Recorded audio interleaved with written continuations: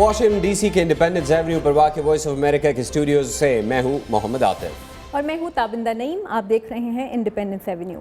आगे बढ़ने से पहले एक नज़र आज के सबसे अहम मौजू पर।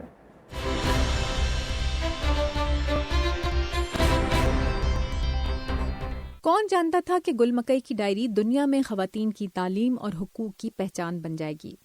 2009 में स्वात में तालिबान के मजालिम और लड़कियों के स्कूल जाने पर पाबंदी पर अपनी डायरी के जरिए आवाज़ उठाने वाली मलाला यूसुफजई को 2012 में लड़कियों की तालीम के हक के लिए मुहिम चलाने पर तालिबान ने इंतहाई करीब से सर में गोली मारी थी। मलाला इस हमले में जख्मी हुई, लेकिन पाकिस्तान में मिलिट्री अस्पताल और बाद में बरतानिया में कई ऑपरेशन से गुजरकर सेहतयाब हो गई। मलाला का कहना है कि खुदा उसे मारना नहीं चाहता था। मलाला की आवाज़ में सबसे पहली आवाज़ मिलाई हॉलीवुड की अदाकारा और अक़वाम मुत्तहिदा की सफ़ीर बराए पनागज़ीन एंजेलिना जोली ने। दुनिया में लड़कियों की तालीम के लिए मलाला फ़ंड कायम किया गया। टाइम मैगज़ीन ने दुनिया के बासर अफराद की फहरिस्त में मलाला को पहला नंबर दिया। अक़वाम मुत्तहिदा ने मलाला के लिए न्यूयॉर्क में खुसूसी तकरीब का इनेकाद किया। मलाला एवॉर्ड पर एवॉर्ड समेटती गई और पाकिस्तान में तालीम की ज़रूरत पर दुनिया भर में सफारतकारी करती रही। आई एम मलाला के उन्वान से उसकी सवाने उम्री शाये हुई और यूरोपीय पार्लियामेंट का मोतबर तरीन सखरोफ अवार्ड भी जीता। लेकिन सबसे बढ़कर दुनिया के कोने कोने में मलाला यूसुफजई ने करोड़ों लोगों के दिल जीते। आज पाकिस्तान को जिस खबर का बेचैनी से इंतजार था वो अमन के नोबेल इनाम की दौड़ में मलाला यूसुफजई की कामयाबी की खबर हो सकती थी। लेकिन मलाला अमन का नोबेल इनाम हासिल करने में कामयाब नहीं हो सकी। कीमियाई हथियारों को नाकारा बनाने वाली एक तंजीम OPCW को 2013 के नोबेल इनाम का हकदार करार दिया गया है। OPCW नाम की ये तंजीम 1997 से कीमियाई हथियारों की रोकथाम के इदारे के तौर पर काम कर रही है और इसके रुकन मुल्कों की तादाद 189 है। नोबेल इनाम के हवाले से बात करने के लिए हमारे साथ स्टूडियोज़ में मौजूद हैं फौजिया सईद, जो वर्किंग विद शार्क्स और टैबू के नाम से 2 किताबें लिख चुकी हैं और जेंडर एक्टिविस्ट के तौर पर जानी जाती हैं। जबकि बॉस्टन से हमें स्काइप के जरिए ज्वाइन कर रही हैं जानी पहचानी सहाफ़ी बीना सरवर, जिनका नाम इंसानी हुकूक और पाक भारत अमन कोशिशों के हवाले से अजनबी नहीं है। फौजिया सईद और बीना सरवर, आप हमारे साथ हमारे आज के शो में शामिल होने के लिए बहुत शुक्रिया। सबसे पहले तो फौजिया, मैं आपका ये रिएक्शन जानना चाहूँगी कि मलाला यूसुफजई को अवार्ड नहीं मिला आज। आपके ख्याल में ये फ़ैसला दुरुस्त हुआ या गलत हुआ? वैसे तो उनकी अपनी पूरी कमेटी है जो डिसाइड करती है, लेकिन मेरे ख्याल है कुछ सालों से ये फ़ैसले जो हैं काफ़ी पॉलिटिकल हो रहे हैं और ये देखा जा रहा है कि क्या पॉलिटिकली करेक्टनेस उसकी बहुत देखी जा रही है। हालांकि मेरा ख्याल था कि मलाला का बहुत अच्छा चांस था और जितनी सपोर्ट उसको पूरी दुनिया में मिली है, मेरे ख्याल है वो सिर्फ एक सिंबलिज़म भी बड़ा इम्पॉर्टेंट था, क्योंकि वो पाकिस्तान रिप्रेजेंट करती है जो मिलिटेंसी को रेजिस्ट करता है, जो मिलिटेंसी के ख़िलाफ़ काम करता है, जो मिलिटेंसी के बिल्कुल ऑपोजिट जा रहा है। क्योंकि दुनिया में हमारा पाकिस्तान वो वाला ज़्यादा मशहूर है जो मिलिटेंसी क्रिएट करता है, लेकिन जो उसके ख़िलाफ़ जंग कर रहा है वो नहीं इतना माना जाता। तो बहुत अच्छा एक सिंबॉलिक जेस्चर होता अगर उसको मिल जाता तो। और बीना, आपकी राय क्या है? आपके ख़्याल में मलाला यूसुफजई को ये इनाम मिलना चाहिए था या नहीं? देखिए, जैसा कि फौजिया ने कहा कि ये काफ़ी सियासी हद तक इसका डिसीजन होता है, लेकिन जहाँ तक मेरा ख़्याल है कि अगर उसको मिल जाता तो भी मैं खुश होती, नहीं मिला तो मैं समझती हूँ कि उसकी बेहतरी के लिए ही हुआ कि नहीं मिला। और वो 16 साल की लड़की है। नोबेल पीस प्राइज़ मिलता है उन लोगों को, मिलना चाहिए उन लोगों को जो कि साल जो है अमन के लिए काम कर रहे हों और जो कि मतलब काफ़ी उनका तवील अरसा उन्होंने गुजारा हो इसमें। मलाला का जो है वो ज़्यादा मेरा ख़्याल है अमन के हासिल करने के हवाले से नहीं उनको मिलता, मगर इंस्पायर उसने जो किया है लोगों को। तो नोबेल पीस प्राइज़ जो है वो इंस्पिरेशन के लिए अमूमन नहीं दिया जाता। हालांकि पिछली दफ़ा बराक ओबामा को मिला था, तो अगर मलाला को मिला होता तो उसका भी उसी तरह का पॉलिटिकल फ़ैसला होता उसको देने का, पॉलिटिकल हवाले से, ना कि उसने जो काम किया है वाज़े तौर पे अमन के लिए। हालांकि उसकी आवाज़ जो है तालीम के लिए बहुत और लड़कियों के हुकूक के लिए बहुत उठी है। जी हाँ, और मलाला ने ख़ुद भी आज जब ये अवार्ड अनाउंस कर दिया गया तो उसके बाद मलाला ने कहा कि वो बहुत प्री मैच्योर हैं इस अवार्ड के लिए। फौजिया, एक मरतबा फिर आपकी तरफ आते हैं جب بھی پاکستان میں جیسے شرمین عبید چنوئے ہیں، ڈاکٹر عبدالسلام ہیں، ان کو بھی کنٹروورشل بنایا گیا، شرمین کی جو ڈاکیومنٹری تھی اس کو بھی کنٹروورشل بنایا گیا، شرمین کی شخصیت کو کنٹروورشل بنایا گیا، اب ملالہ کے بارے میں بھی بہت منفی تاثرات بھی پاکستان میں دیکھنے کو سننے کو ملے مثبت کے ساتھ ساتھ. آپ کے خیال میں ایسا کیوں ہوتا ہے؟ جب بھی کوئی پاکستان سے اتنے بڑے سٹیج پر آتا ہے تو یہ کانسپریسی تھیوریز کہاں سے بیچ میں آ جاتی ہیں؟ یہ بڑا اچھا سوال ہے. میں سمجھتی ہوں کہ بہت سے لوگ خوش بھی بہت تھے. عام طور پہ جو خوش لوگ ہوتے ہیں ان کی آوازیں نہیں پہنچ پاتی، اور جو تھوڑے سے لوگ اگر خفا ہوتے ہیں یا ریزنٹفل فیل کرتے ہیں، ان کو لگتا ہے شاید ان کو ملنا چاہیے تھا یا اور کسی کو ملنا چاہیے تھا، ان کی آواز جو ہے اس کو زیادہ پروجیکشن ملتی ہے. ڈاکٹر عبدالسلام کے بارے میں تو میں کہوں گی کہ وہ ہمارے پاکستان کی پرائیڈ ہیں، لیکن جس لیول پہ ان کو مانا جانا چاہیے تھا اور ایکنالجمنٹ ملنی چاہیے تھی وہ نہیں ملی. لیکن باقی اس میں سمجھتی ہوں جس طرح آسکر ایوارڈ ہمیں ملا تھا تو ہمارے میڈیا نے، ہمارے لوگوں نے بہت اس کو سراہا تھا. صرف یہ ہوتا ہے کہ بعض اوقات ایسے لگتا ہے کہ ویسٹرن میڈیا میں جو کوئی چھوٹی موٹی بھی نیگیٹو چیز ہوتی ہے اس کو ذرا ہوا زیادہ دی جاتی ہے، اور جو پازیٹیو بہت ساری ہماری نیشن کا جو ایک پازیٹیو ایکسپریشن ہوتا ہے اس کو اتنا کنسیڈر نہیں کیا جاتا. تو میں سمجھتی ہوں اگنور کی جا سکتی ہیں یہ سازشی قسم کی باتیں. بینا، آپ سے بھی میں جاننا چاہوں گی کہ ایسا پہلی مرتبہ نہیں ہو رہا ہے، لیکن ہم نے ٹویٹر کے اوپر، فیس بک پر، سوشل میڈیا کے اوپر دیکھا کہ ایک بہت نیگیٹو قسم کا سینٹیمنٹ بھی دیکھنے میں آیا. آپ کے خیال میں اس کی کوئی خاص وجہ ہے کہ کچھ خاص قسم کے لوگ ٹویٹر فیس بک کے اوپر بہت زیادہ ہیں، یا کہ یہ کچھ چند لوگوں کی انڈیویجول رائے ہے اور وہ ہر ایک پر حاوی ہوتی نظر آ رہی ہے؟ میرا خیال ہے دونوں چیزیں ہیں. ایک تو یہ ہے کہ ہمیں پتہ ہے کہ وہ لوگ جو کہ واضح طور پر مطلب کہ جو کہ چاہتے ہیں اپنی آواز، جس کو وہ ایک طرح کی آئیڈیالوجی آف پاکستان جس کو سمجھتے ہیں، اور جو ان کی اپنی طرف سے ایک طرح کی پیٹریازم، پاک نیشنلسٹ اپنے آپ کو جو کہتے ہیں، جو کہ واقعی ہم سب کو سمجھتے ہیں کہ ہم نہ تو مسلمان ہیں نہ ہم محب وطن پاکستانی ہیں.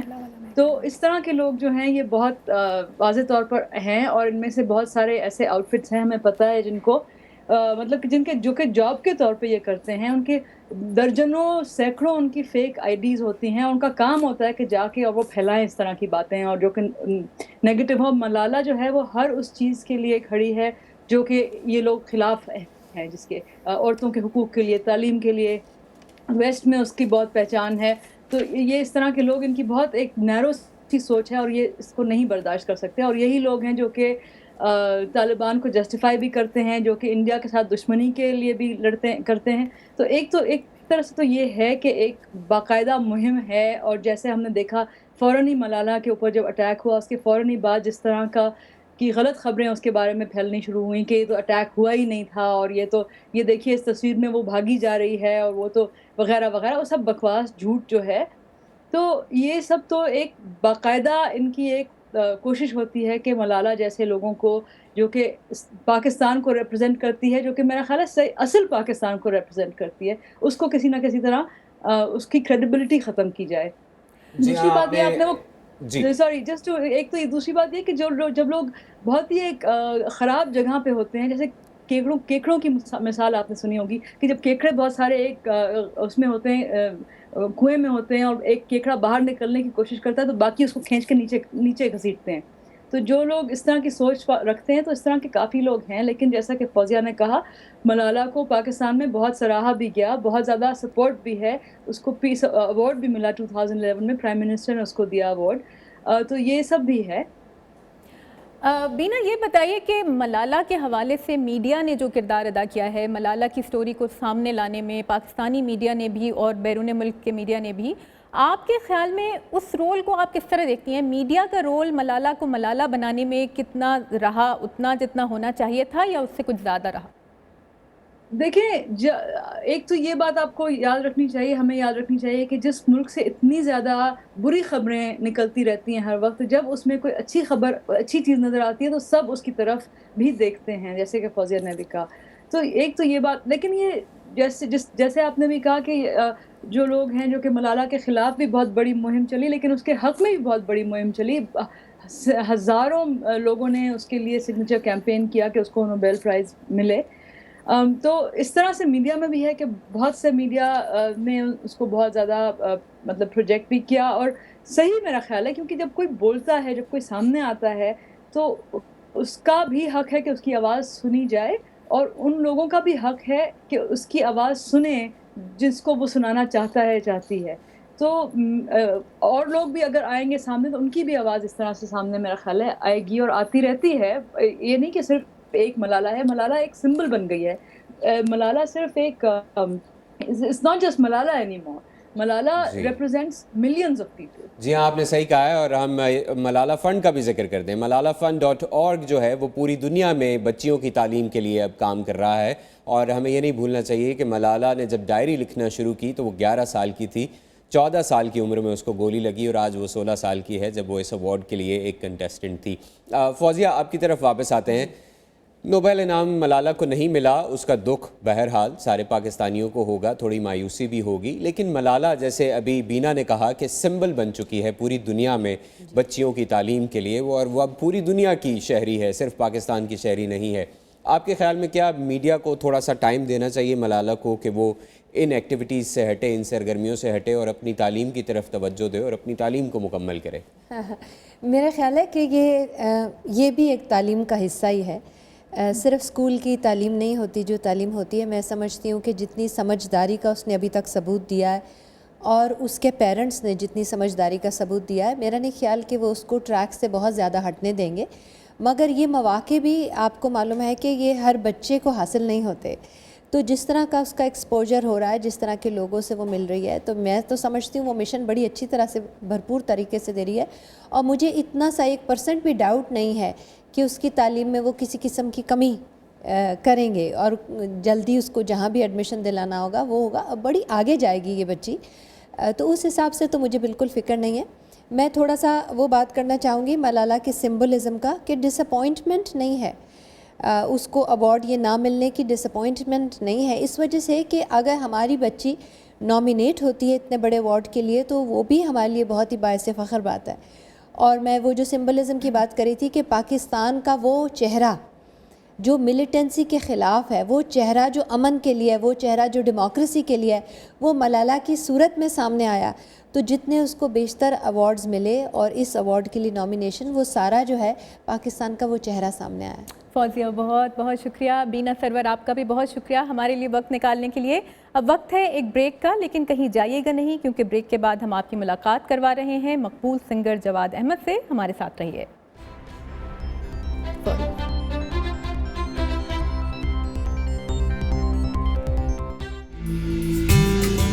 خبر جو آپ پر اثر انداز ہو سکتی, خبر جو آپ کے ماحول کو بدل دے, وہ خبر جو آپ کی دنیا کا نقشہ تبدیل کرنے والی, وہ خبر جانیے مجھ سے, عائشہ خالد سے.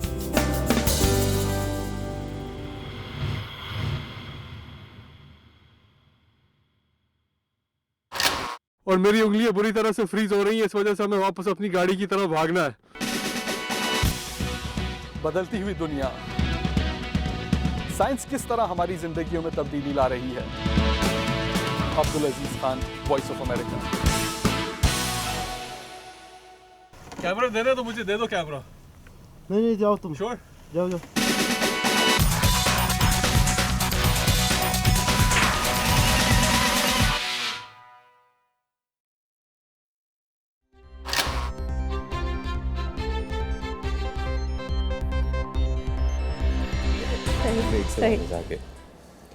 آپ دیکھ رہے ہیں انڈیپینڈنس ایونیو. Welcome back. اور ملالہ یوسفزئی کو نوبل انعام تو نہیں ملا, لیکن دنیا میں آج شاید ہی کوئی شخص ہوگا جو ملالہ کے نام سے واقف نہ ہو. پاکستان کو قائم ہوئے 66 برس ہو چکے ہیں. اس عرصے میں ملالہ کے علاوہ بھی کئی پاکستانیوں نے اپنے ملک کا نام روشن کرنے کی کوشش کی ہے. لیکن ایک قوم اور ملک کے طور پر پاکستان کی کارکردگی نے دنیا پر اپنا کیا اثر چھوڑا ہے, یہ جاننے کے لیے ہم نے بات کی ہے ترقی یافتہ اور ترقی پذیر ملکوں میں رہنے والے کچھ لوگوں سے. آئیے دیکھتے ہیں کہ انہوں نے پاکستان کے بارے میں اچھی یا بری کس رائے کا اظہار کیا.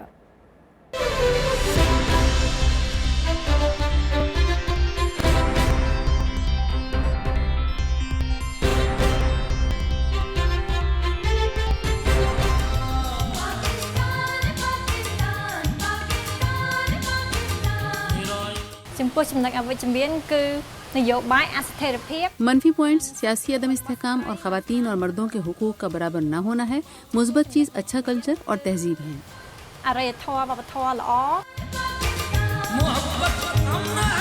पाकिस्तानគឺជាប្រទេសមហាអំណាចមួយ मुस्बत बात पाकिस्तान का एशिया की एक एटमी ताकत होना है, जबकि मनफी चीज यहाँ होने वाले बम हमले हैं। ដោយការបំផ្ទុះគ្រាប់បែកជារឿយៗ من افضل الحاجات اللي كانت عند باكستان ان هم اعتمدوا अच्छी चीज़ों में पाकिस्तान का एक खातून को वज़ीर आज़म बनाना था। सबसे बुरी चीज़ वहाँ बहुत ज़्यादा करप्शन का होना है। عندهم فساد كتير.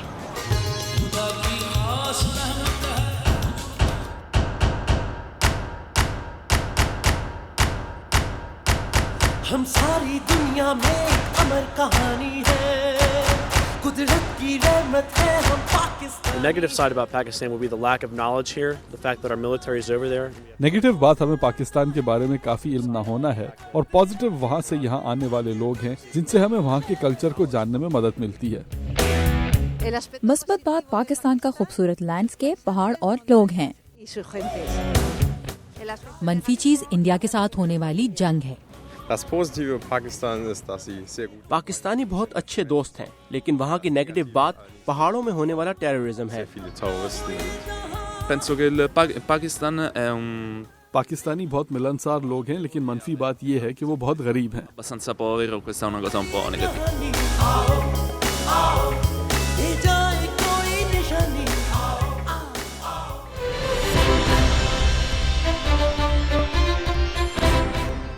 तो ये है पाकिस्तान का इमेज जो उसके माजी और हाल के हवाले से अमेरिका और दूसरे मुल्कों में रहने वालों के जहनों में मौजूद है। एक साहब की राय के मुताबिक पाक भारत जंग पाकिस्तान के बारे में मनफी राय की एक वजह है, और दूसरी राय के मुताबिक पाकिस्तान की मस्बत बात यह है कि वहाँ एक खातून को वज़ीर आज़म बनाया गया। लेकिन पाकिस्तान के मुस्तकबिल के हवाले से इस्लामाबाद में भी हमारे नुमाइंदे मोहम्मद इश्तियाक ने बात की नौजवानों में बेहद मकबूल जवाद अहमद से। और जैसा कि आप जानते हैं कि जवाद अहमद अपने खून गरमा देने वाले गीतों की वजह से बहुत ज़्यादा पसंद किए जाते हैं, और वो एक सोशल एक्टिविस्ट भी हैं। आइए देखते हैं कि उन्हें पाकिस्तान के मुस्तकबिल से कैसी उम्मीदें हैं। पाकिस्तान के नौजवान बहुत सारे किस्मों के हैं।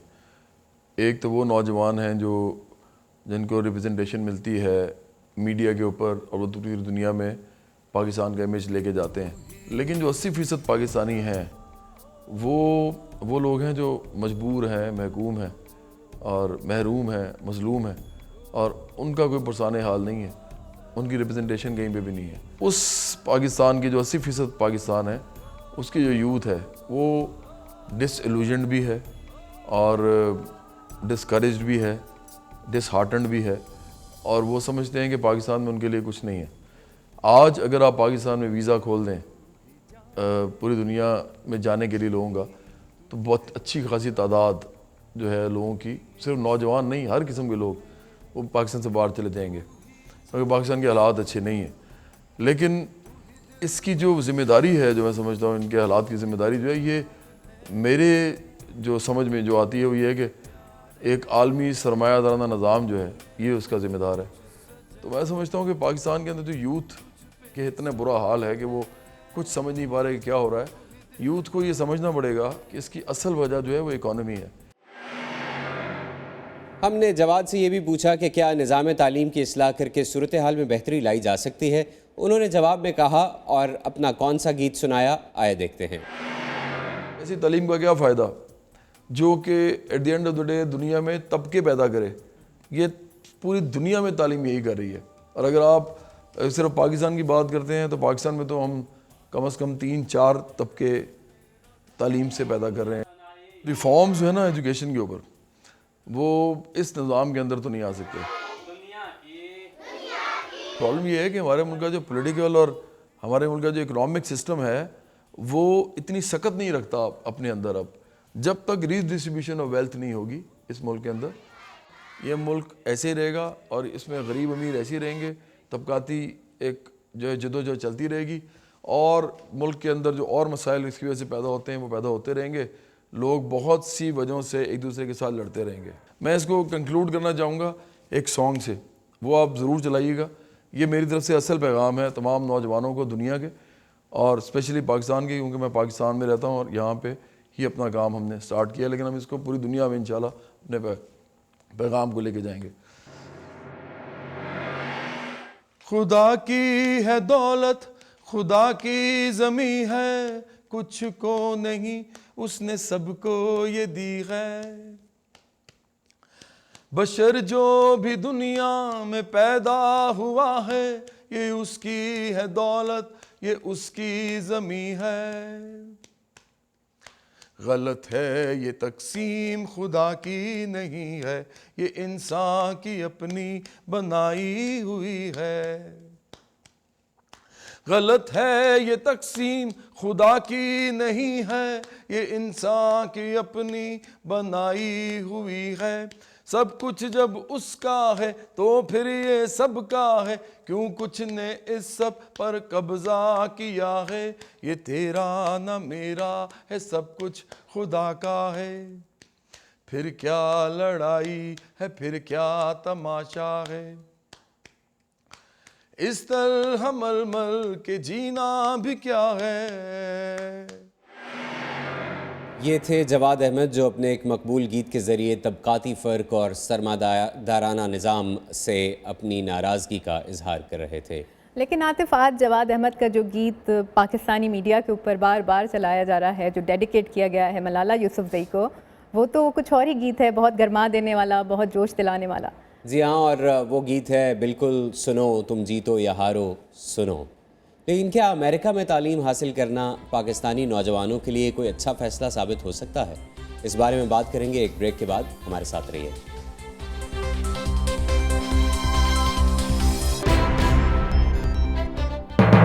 میری اور آپ کی دنیا تبدیل ہو رہی ہے. Breaking news, top story, exclusive, سب سے پہلے سب سے آگے. لیکن اس سب میں میں اور آپ کہاں ہیں؟ جاننے کے لیے رہیے میرے ساتھ. میں ہوں تابندہ نہیں.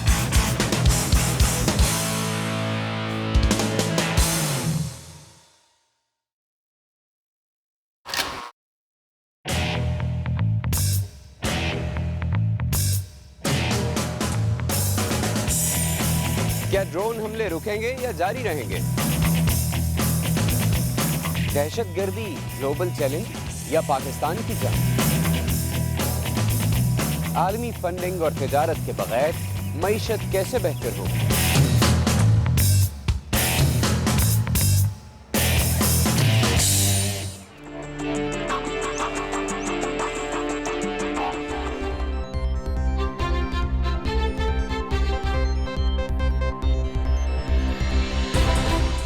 آپ کو شو میں ایک بار پھر خوش آمدید. آپ دیکھ رہے ہیں انڈیپینڈنس ایونیو.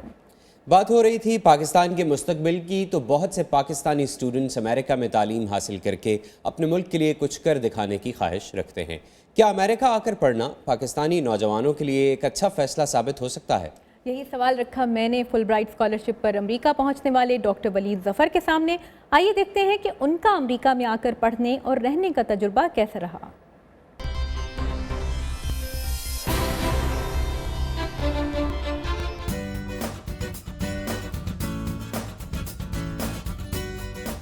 تیز اور فیصلہ کن انداز سے اٹھتے یہ قدم بڑھ رہے ہیں ایک ایسی منزل کی طرف جسے پانے کے خواب دیکھ سکتا ہے ہر پاکستانی، مگر جو ملتی ہے صرف چند منتخب افراد کو. لاہور سے تعلق رکھنے والے ولید ظفر ایسے ہی چند منتخب افراد میں سے ایک ہیں. لاہور میں کنگ ایڈورڈ میڈیکل کالج میں ایز اے فزیشین گریجویٹ کیا تھا. Lahore university of management sciences ہے، ان کا ایک پروگرام ہے ڈیولپمنٹ اکنامکس. اس پروگرام میں میں فل برائٹ اسکالرشپ کی اپرچونیٹی تھی and I was accepted into that programme.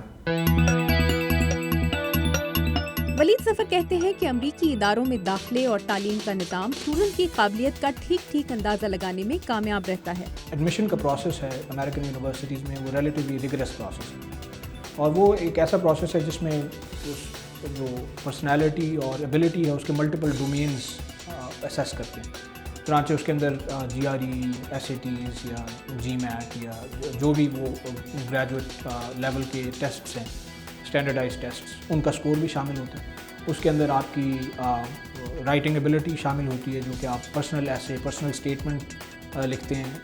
اس کا فائدہ یہ ہوتا ہے کہ عموماً جب اچھی یونیورسٹیز میں ایڈمیشن ملتا ہے تو وہ انہوں نے یہ اسیس کر لیا ہوتا ہے کہ آپ ان کے جو کورسز ہیں ان کو وہ آپ کو فائدہ بھی پہنچائیں گے اور آپ ان کو ہینڈل بھی کر سکیں گے. ولید کہتے ہیں کہ امریکی تعلیمی اداروں میں ثقافتی تنوع یا کلچرل ڈائیورسٹی پر بہت زور دیا جاتا ہے۔ مختلف کلچرز اور ثقافتی پس منظر کے حامل افراد کو امریکی اداروں میں آگے بڑھنے کے مواقع بھی یکساں ملتے ہیں۔ چنانچہ جیسے ہی کسی اسٹوڈنٹ کا ایڈمیشن ہوتا ہے تو عموماً اس کو کوئی ایڈوائزر اپوائنٹ کر دیا جاتا ہے جو کہ اس کا پوائنٹ پرسن ہوتا ہے، اور اس کے انٹرسٹ ایڈوائزر کے اور اسٹوڈنٹ کے یوزلی قریب ہوتے ہیں، تو بہت ساری پرابلمز جو سبجیکٹ میٹر ریلیٹڈ پرابلمز ہوتی ہیں وہ ایڈوائزر کے ساتھ ڈسکس کی جا سکتی ہیں۔ ولید کے مطابق امریکہ آ کر پڑھنے والوں کے لیے یہ ملک اس لیے بھی مانوس ہوتا ہے کہ دنیا کے پاپولر کلچر پر امریکہ کی چھاپ نمایاں ہے۔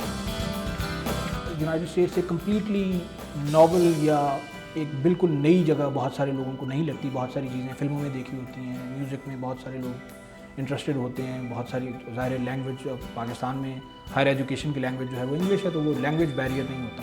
پاکستان کے لیے امریکہ کا فل برائٹ پروگرام دنیا کے کسی بھی اور ملک سے بڑا ہے، اور اس کے تحت انجینئرنگ، کمپیوٹر سائنس اور پبلک ہیلتھ کے شعبے میں کئی پاکستانی امریکہ سے ماسٹرز اور پی ایچ ڈی کر کے وطن واپس جا چکے ہیں۔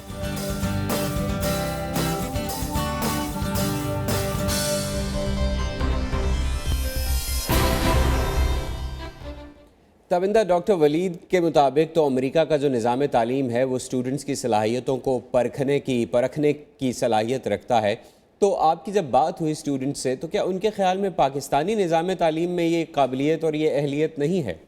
عاطف، پاکستانی نظام تعلیم مجموعی طور پر بہت سے مسائل کا سامنا کر رہا ہے۔ اہلیت نہ ہوتی تو پاکستان سے ہم یہاں نہ آئے ہوتے، ملالہ یوسفزئی اتنے بڑے بڑے فورمز پر اتنی زبردست تقریریں نہ کر رہی ہوتی۔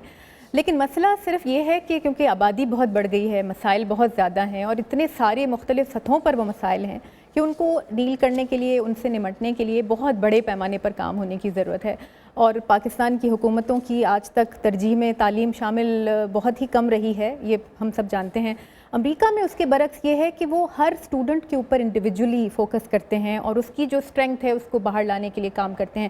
اگر پاکستان کی 60% نوجوان آبادی ہے، وہ سب کے سب اس پیمانے کی، اس معیار کی تعلیم حاصل کریں تو پاکستان کے مستقبل سے نا امید ہونے کی تو کوئی وجہ بن ہی نہیں سکتی۔ جی ہاں، اور نا امید ہونا بھی نہیں چاہیے۔ ملالہ اتنے بڑے سٹیج پر آئیں، ان کو اتنے بڑے سٹیج پر ریکگنیشن ملی، نوبل انعام کے لیے نامزدگی حاصل کرنا بھی ایک بہت بڑی کامیابی ہے۔ جس قدر بڑا یہ انعام ہے اس کے لیے نامنیٹ ہونا۔ جب تقریریں سنتی ہوں تو میں تو بہت ہی پرسنلی بہت موو فیل کرتی ہوں، کیونکہ آپ کی ایک بہت پاکستانی کے طور پہ آپ کو پراؤڈ فیل ہوتا ہے۔ جی ہاں بالکل۔ اور آپ امریکہ یا بیرون ملک تعلیم حاصل کرنے کے بارے میں کیا سوچتے ہیں، اور ہمارا آج کا شو آپ کو کیسا لگا، اس بارے میں اپنی رائے ہم سے شیئر کیجئے۔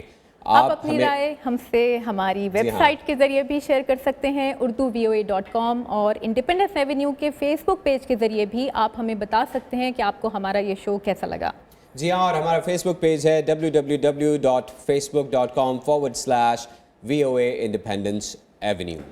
بالکل، ہمیں آپ کی رائے کا انتظار رہے گا۔ اس کے ساتھ ہی ہمارے پروگرام کا وقت اب ختم ہوتا ہے۔ عاطف، اگلے ہفتے کے لیے ہم اجازت مانگتے ہیں پھر۔